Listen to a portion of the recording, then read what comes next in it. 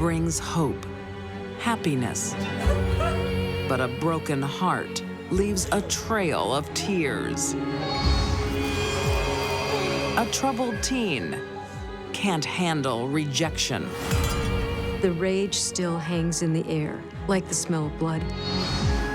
A Texas romance becomes a sordid family affair. Taking up with your mom's boyfriend? That's just so inappropriate on so many levels. And a socialite is prescribed the wrong medicine.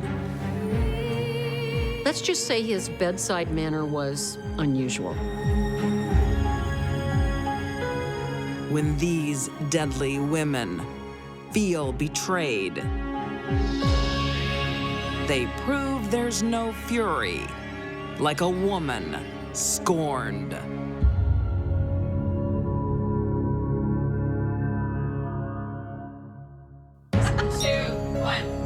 On the edge of passion She felt so high, she felt she could do anything. lies pain so deep It unleashed something no one had ever seen before. it can destroy everything. There was only red, blood red.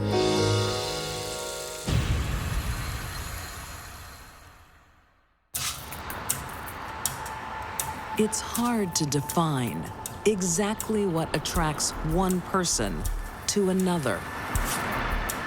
But it's easy to know when it happens.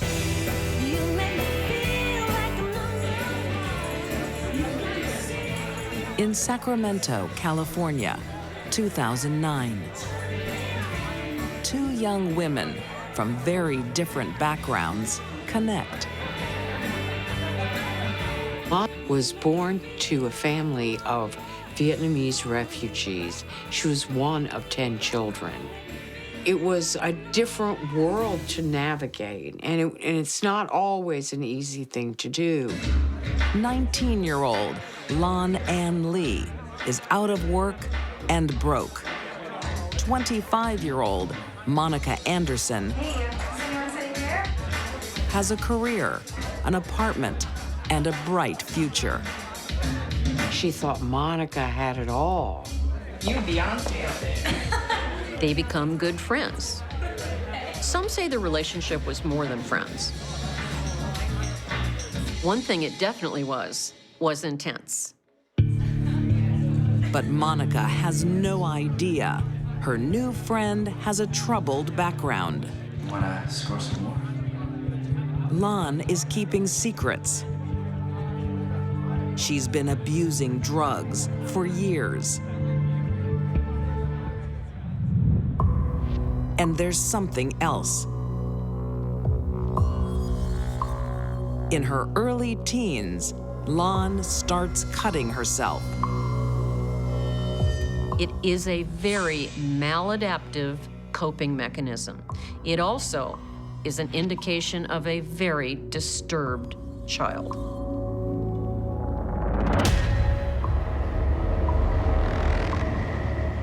The knife going over their flesh, making an incision, blood coming out of the wound, looking at it, momentarily distracts them from whatever psychic pain, depression, anxiety they were feeling.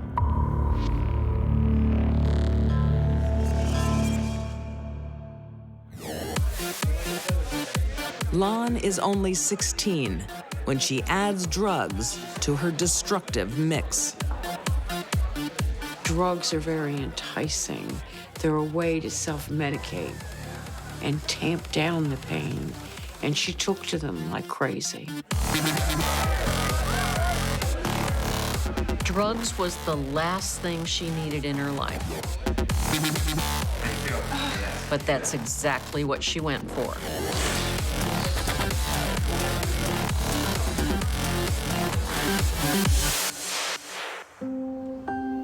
Now there's a bright light on Lon's horizon. Work was crazy. Monica invites her to move in. Cheer up. You'll find something. It seemed to be that Lon really looked up to Monica for her maturity. How's your day? It's all right. How's yours? And it looked like a new way to start a new life. Yeah. Monica has the life Lon craves. You'll love my friends. Will they like me? They'll love you. She thought Monica had it all. Lon, she really didn't have much of anything. I haven't got anything good to wear. And Monica loaned her clothes, loaned her her cell phone, even loaned her a car. Seriously? Of course. And Lon felt like she'd hit the jackpot. But there's one problem.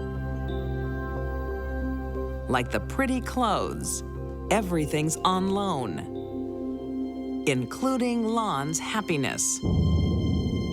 Such inequality between the two friends can lead to envy. Now, envy is a natural human emotion, but when not quelled, it can lead to jealousy. And jealousy can become rage. Added to this growing resentment is Lon's drug habit. Things didn't go perfectly.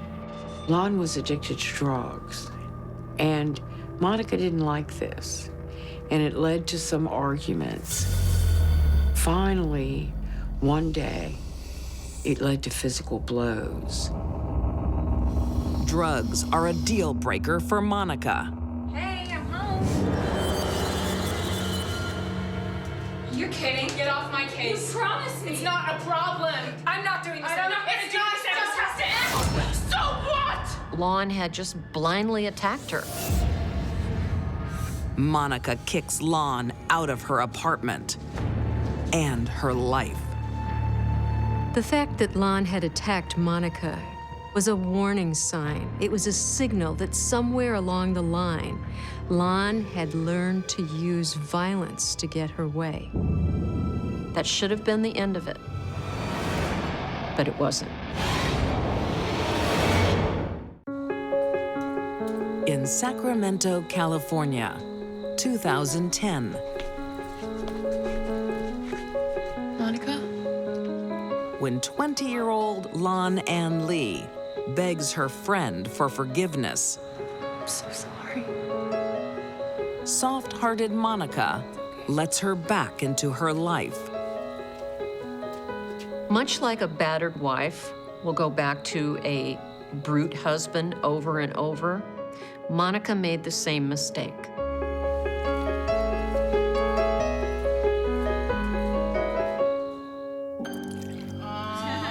At first, everything feels right. Lon and Monica got together. It was a social occasion. They were both doing some drinking. 3, 2, 1. And they were just having a good time.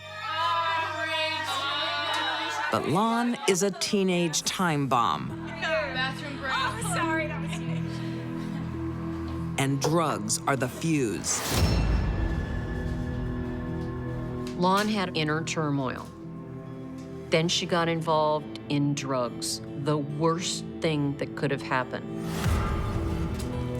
For her, cocaine was like gasoline on a smoldering fire. The alcohol released her inhibitions. And the cocaine, she felt so high, she felt she could do anything. She felt unconquerable. Another round. Come on, everybody. Oh, my God. Lon is on top of the world. But it's a borrowed high. Just like everything else in her life. No losers. Let's do it again. By the end of the night, as the chemicals wear off, angry Lon resurfaces. I need a charger. Sorry, I'm using it. All it takes is a dead cell phone battery. I need it. Bad luck. How am I supposed to charge my phone? If you don't like it, leave.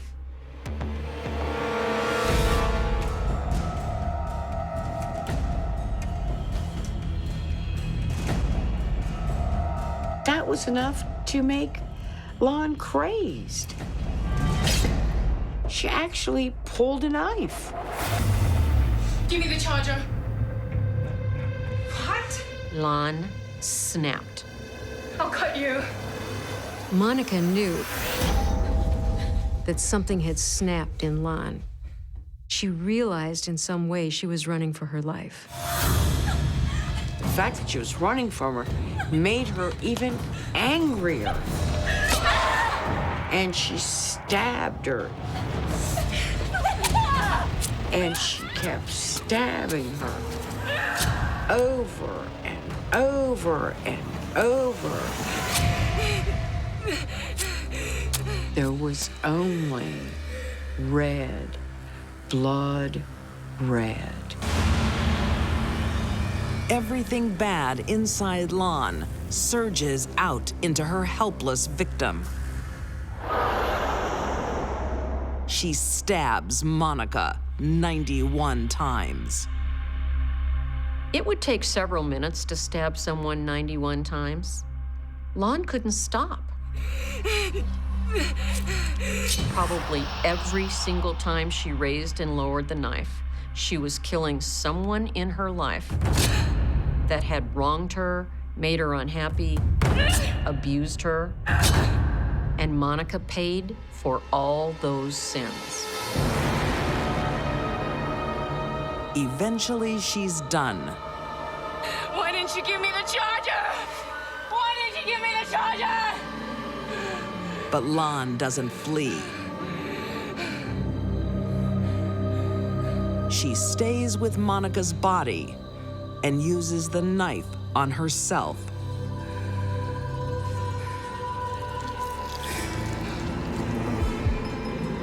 She started cutting her own body. A brave neighbor reaches out to end the bloodletting. Her passion, her rage had been spent. It would have been a sight where the rage still hangs in the air, like the smell of blood.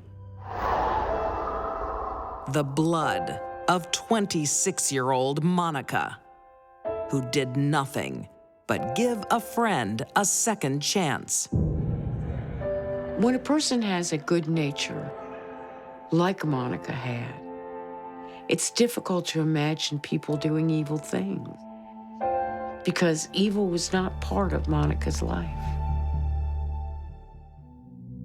She started running from me. That's when it happened. She's caught red-handed, but Lon takes no responsibility.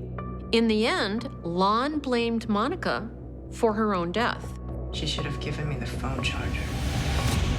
telling the police if she had just given me the charger, everything would be fine.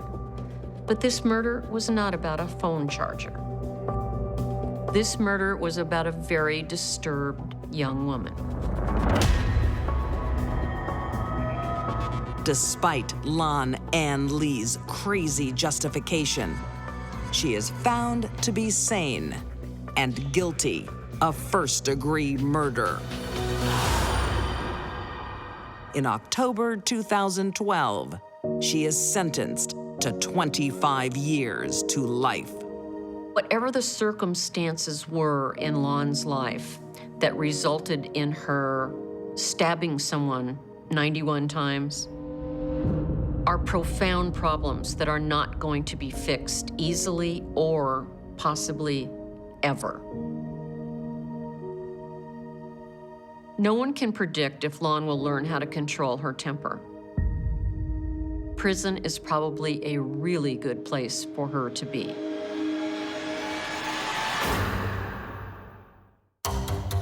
In the game of love, In this case, it was twisted love. rules aren't always respected.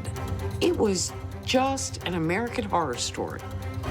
Unless they come from the barrel of a gun. I don't think anyone was safe.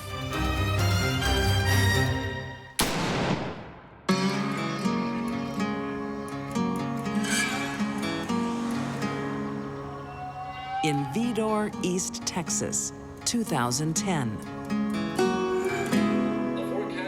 56-year-old Julia Andrews is one tough grandma. It was kind of her way or the highway. Julia's raising her grandkids, Justin and Jessica. She hopes they don't make the same mistakes Justin, as their parents. wait till your mother calls. Julia had to raise her grandchildren because their parents, Julia's children, were often in prison. She won't be happy you're teasing your cousin. What's she gonna do from prison? Don't be smart. Put these away. Although Julia would never get the Mother of the Year award, she was very supportive of the younger kids in the family and seemed to have a very, very big heart. But Julia's heart is also lonely. She's had a string of broken marriages.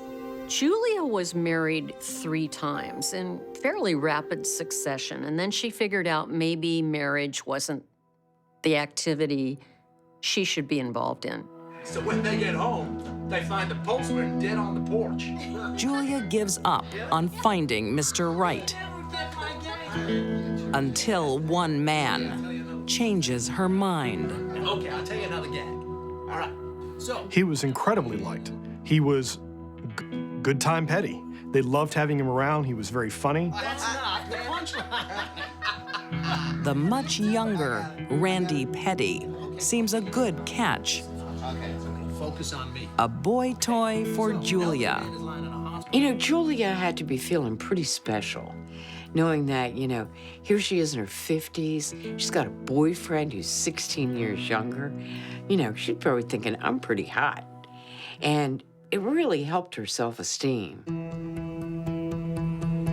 But Randy, too, carries scars from his past. Several years ago, his young infant child died from SIDS. He never recovered from that. So he was a heavy drinker. Randy Petty had a drinking problem. You're so good to me. So, of course, Julia fell in love with him. Julia is transformed. It's goodbye, grumpy grandma. Don't worry, I'll catch you. Don't make yourself useful. Okay. Yeah, they got along. They laughed and talked and told each other, I love you all the time. And I mean, they were really happy. Kaylin Hunt is the former fiancé of Julia's grandson. She was living in Julia's house at the time. Yeah, as long as he wasn't drinking, he was a wonderful guy. She's here. She's home. In 2011, one more resident joins the already crowded household.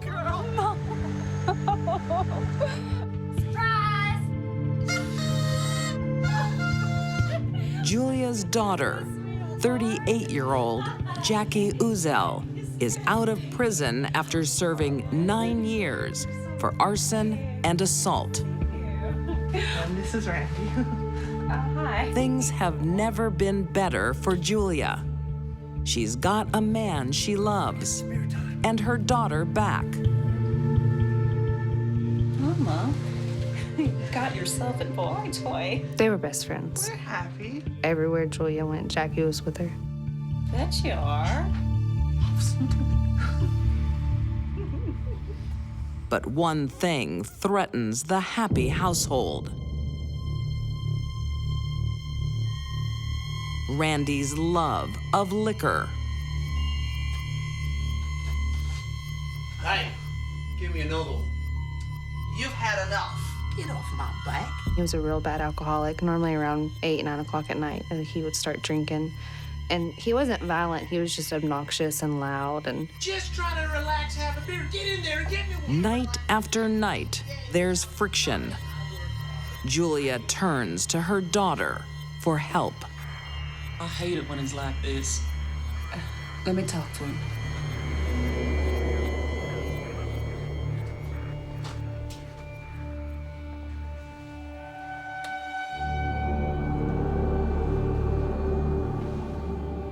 Why you gotta go make Mom mad like that?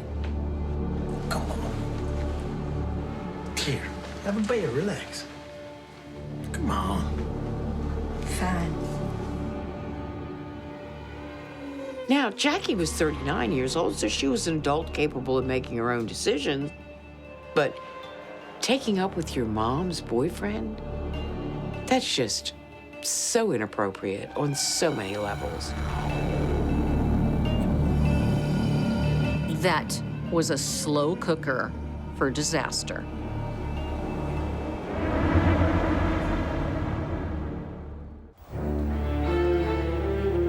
On her 58th birthday, Julia Andrews feels she has plenty to celebrate. So she organizes a weekend family get-together to Jasper, Texas. we were supposed to go on the camping trip. We had it all planned. But there's something strange. Where's your mom? No idea. Well, where's Randy? I want to get going. Jackie and Randy weren't there. We couldn't find them. Poor Julia is supposed to be having a celebration of her 58th birthday. She's about to get a birthday surprise. Oh, you gonna do that now? Hi, Mama. Hi, hon, where are you? I'm at Galveston, the beach, with Randy. What? Her daughter, Jackie, thinks, oh, I've got to be honest to Mom. So she confesses Mama, we've started seeing each other. that she's in love with Mom's boyfriend, and they are down at the beach. You're joking. Mama?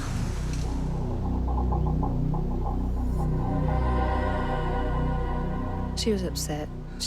I don't know, she was more upset that, you know, she had lost her boyfriend or that her daughter had betrayed her, but she was really upset about it. How'd you take it? Not good.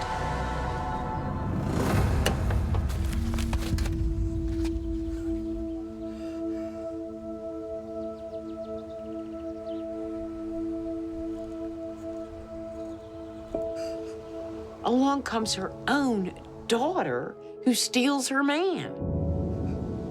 Had to be devastating. Gave her a sense of betrayal, not just one-sided by her boyfriend, but two-sided because her daughter was involved.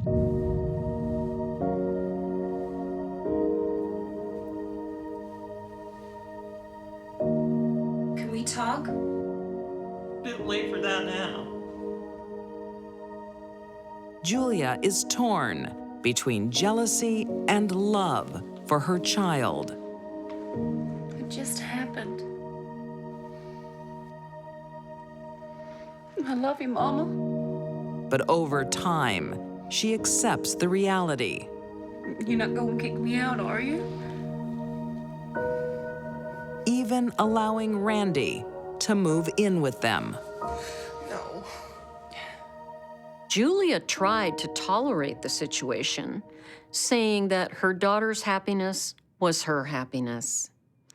Oh, happiness all around.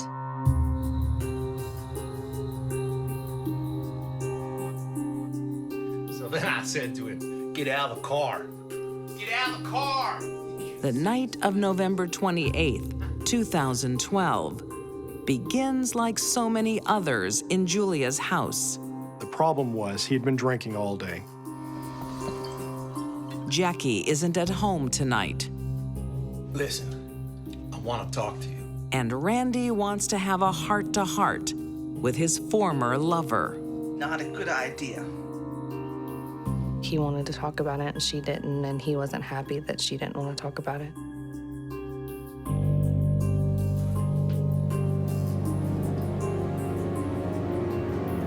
Get out! Julia, get out! things become a little bit volatile and angry. All right. Kaylin Hunt is pregnant. All she wants is a quiet night at home. Look, I don't care. Randy was outside on the phone yelling. Would you just listen to me? And her and I just, were listening to what was going on.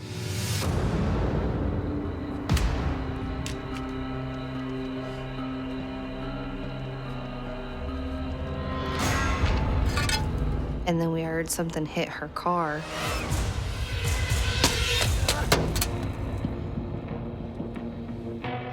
Stay here.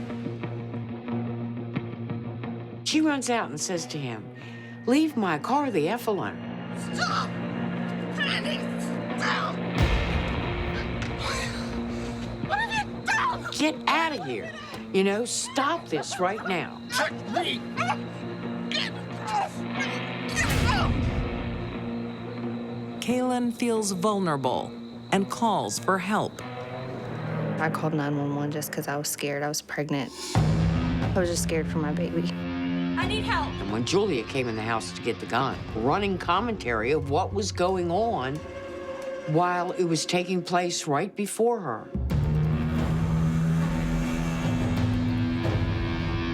Kaylin's not in danger, but Randy is. She went into a back bedroom and got a shotgun. It was a 22. And she went right back outside. After bottling up her broken heart for so long, Julia takes her revenge. It was just too easy to pull the trigger.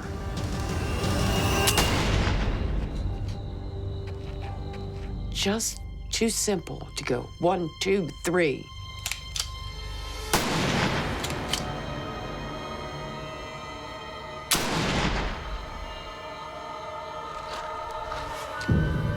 And Randy's gone.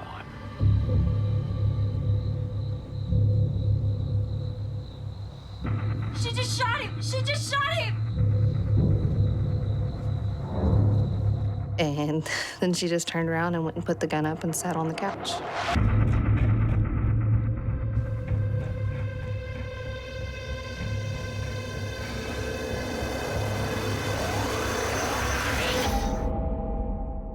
I can't believe you destroyed my car. She just kept saying, "I can't believe he destroyed my car." She never once asked if he was alive or if he was okay or if she shot him. She just kept worrying about her car. The prosecutors have an eyewitness, a weapon, and a victim. There's no trouble convincing a jury of Julia's guilt. In August 2013, Julia Andrews is found guilty of murder. She is sentenced to 44 years in prison. Love is a mysterious thing, and in this case, it was twisted love. She could not let go of the emotion she had for Randy Petty. This is a cautionary tale. Don't fool around with your girlfriend's daughter. Things might not go your way.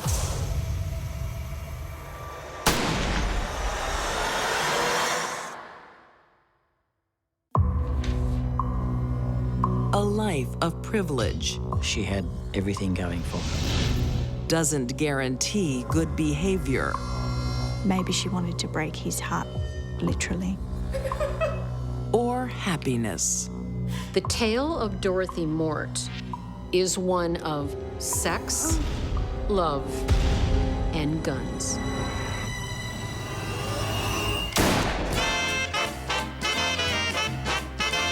Sydney, Australia, on the brink of the roaring 1920s.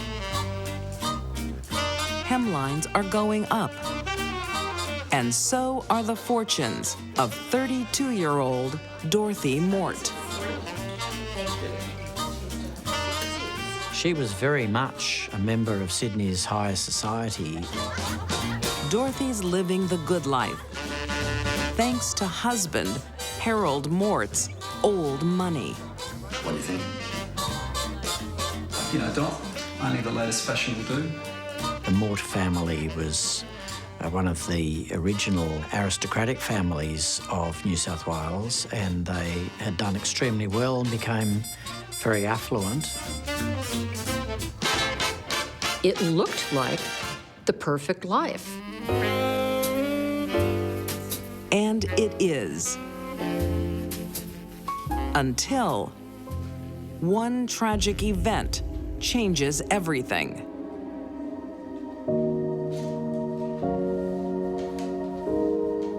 Dorothy's happy life was shattered when her father committed suicide. It's your father. It changed her life, her outlook, and her behavior.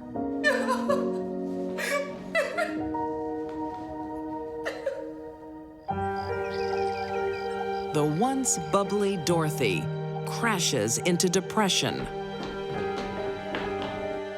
I'm feeling better today. She can barely lift a finger to care for her children or herself. Hello, everyone. She spoke about committing suicide regularly. It was something that her husband said frightened him. Dear, how are you? She may have been having underlying problems before her father's suicide, but afterwards it became unbearable and she needed medical care. In desperation, Harold reaches out to a local celebrity doctor. Claude, this is my wife, Dorothy. 30-year-old Claude Tozer. Hello, my dear. He had a very affable personality. Let's see if we can find out what's wrong. He was very handsome. He was also wildly popular. The dashing doctor is also a decorated war hero and a sports star. She must have been very impressed by him, I suspect.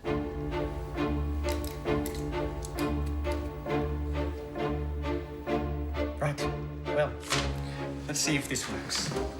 I know she's in good hands with you.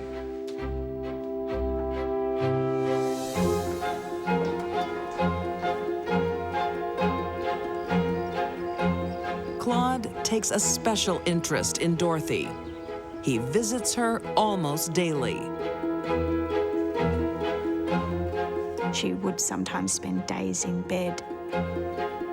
And so Dr. Tozer would come into the home and play house calls to her.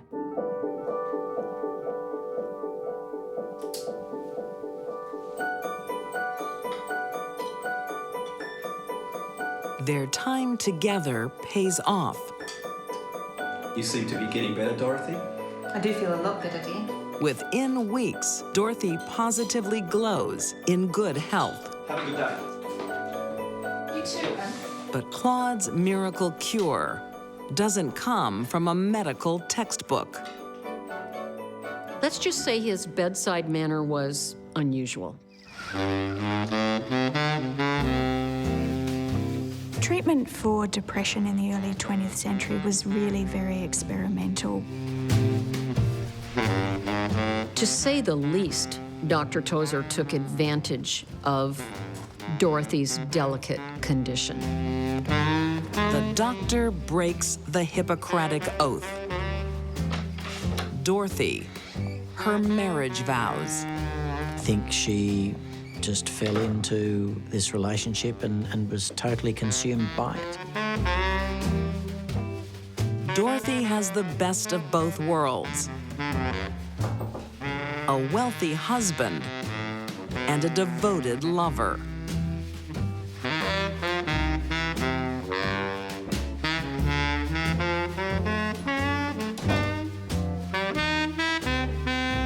Apparently, she thought the relationship was more than just sex. She was in love.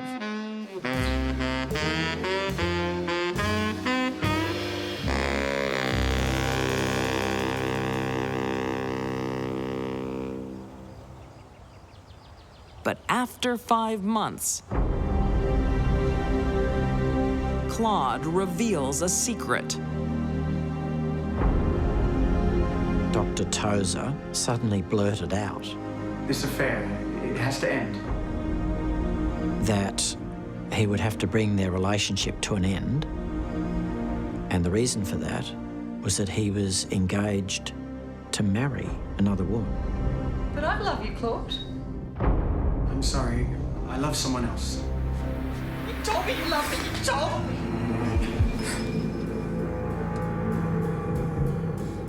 Dorothy's used to getting her own way.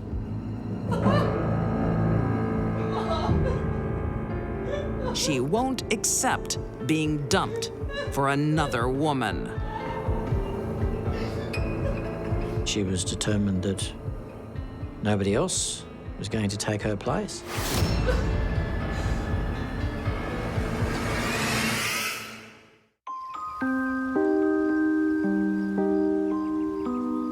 Sydney, Australia, 1920. Money, children, and a loving husband aren't enough for Dorothy Mort. She's mourning the loss of her lover. Her unsuspecting husband turns again to Dr. Claude Tozer. I'm very worried about Dorothy. He was very worried about his wife. She'd been in bed for days and wasn't getting any better. Could you please call by in the morning? Thank you. But the good doctor isn't the cure.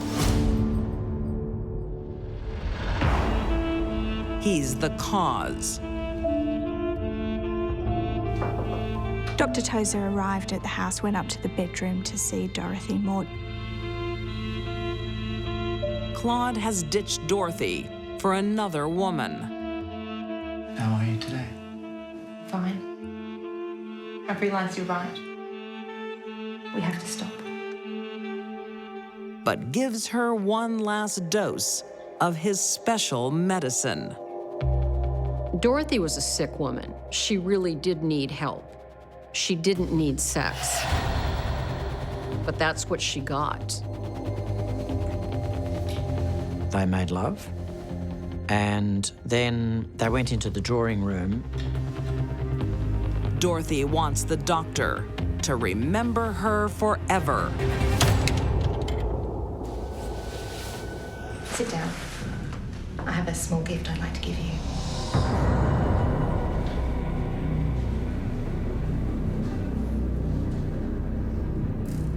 He fully expected that she would understand and accept that it was the end of their relationship. But acceptance is the last thing on Dorothy's mind. You shouldn't have. She dangled a present in front of his eyes. No, I probably shouldn't. And then shot him. Once in the back of the head and once in his right temple.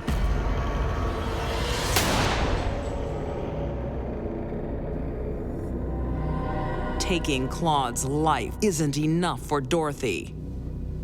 She wants to make it clear why she killed him. She unbuttoned his vest, shot him through the heart, and then rebuttoned his vest. Symbolically, you broke my heart, I'll break yours. Dorothy plans the perfect end to this tragic love story. She drank some laudanum, which is a powerful sedative, and then shot herself through the left breast, through her heart.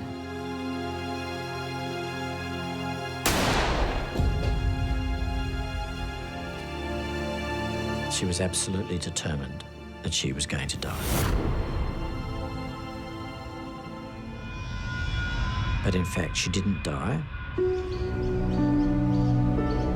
When the pair is discovered 7 hours later, Dorothy is surprisingly stable.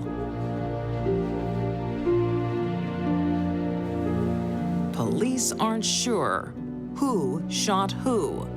At that stage, the police really didn't know what had gone on. They didn't know if it was a suicide pact, if Dr. Tozer had shot Mrs. Mort. They didn't know what was happening. Dorothy sets them straight. If I cannot have him, then no other woman shall. Dorothy basically solved the case. She said, if I can't have him, then no woman shall. That pretty well sums it up. Dorothy pleads not guilty by reason of insanity. From the moment that she first entered the courtroom, she portrayed this image of a woman suffering from an insane condition. The jury agrees. The verdict in the case was not guilty due to insanity.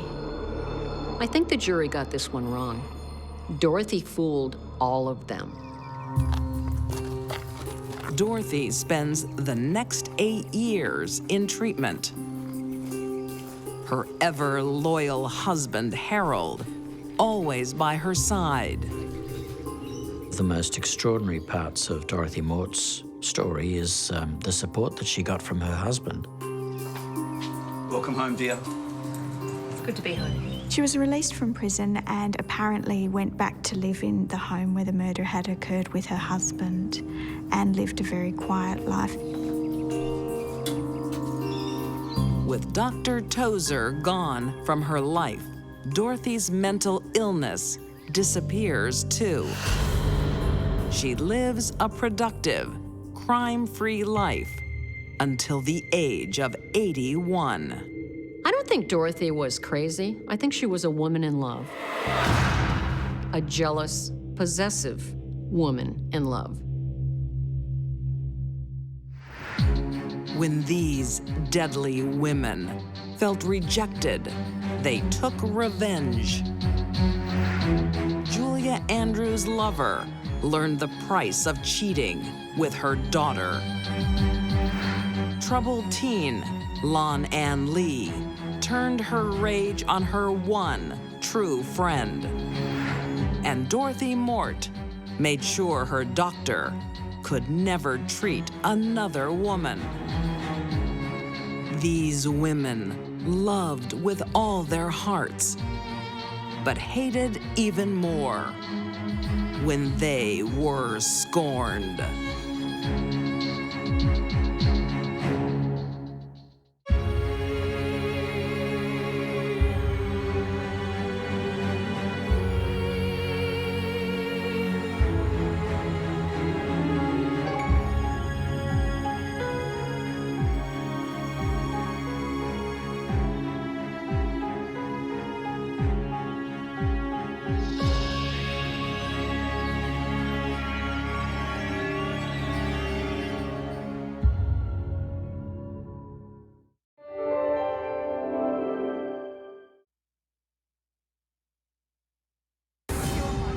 Lon had a real sense of entitlement.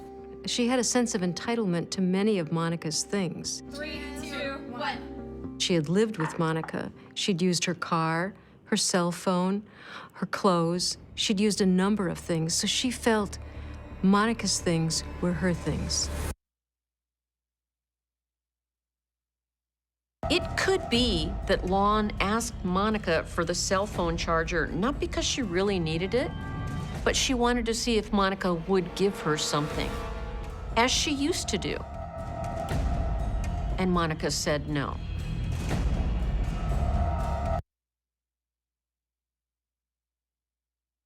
Monica was killed because she was in the wrong place at the wrong time, involved in a relationship with the wrong person.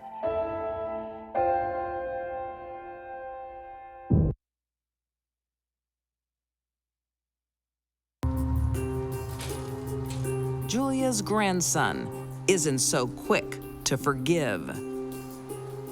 He bans Randy and Jackie from sleeping in Julia's house. He made them stay in a tent behind the house.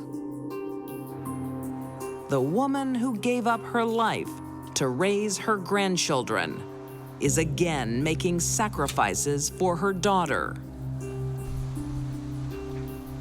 This was musical beds. Everybody was having a good time, except for Julia. She never quite got over the fact that she was left for her own daughter.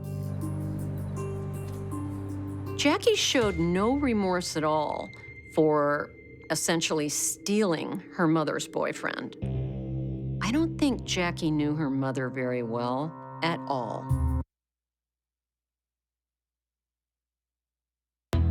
When the police arrive, Julia claims self-defense. Her defense theory is that he was attacking her and that she was in danger so much so that she had to take his life. Prosecutor Corey Nealand doesn't buy her story for a second. The evidence refuted all that. The forensic evidence showed that he was over 40 feet away when he died. The evidence also shows Randy was leaving Julia's property when he was shot. He did not want to escalate the situation. He was cooling down. He was probably walking home. But she wasn't going to let him get away.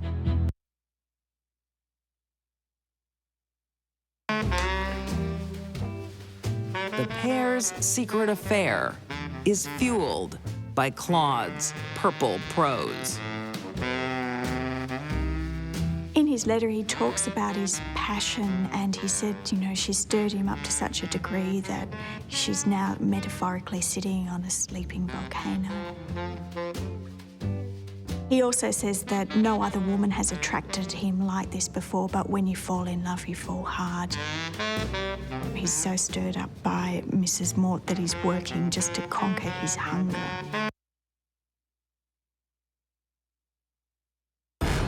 Police find damning proof the killing is coldly premeditated. Dorothy Mort wrote these two letters, one to her mother and one to Dr. Tozer's mother, where she talks about, quite openly, her relationship with Dr. Tozer and what a wonderful man and lover he was. She explains that he'd become engaged to another woman and that she could not spare his life.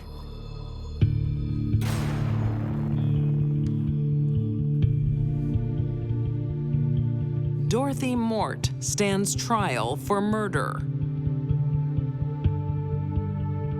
There's no doubt about the fact that she'd killed him.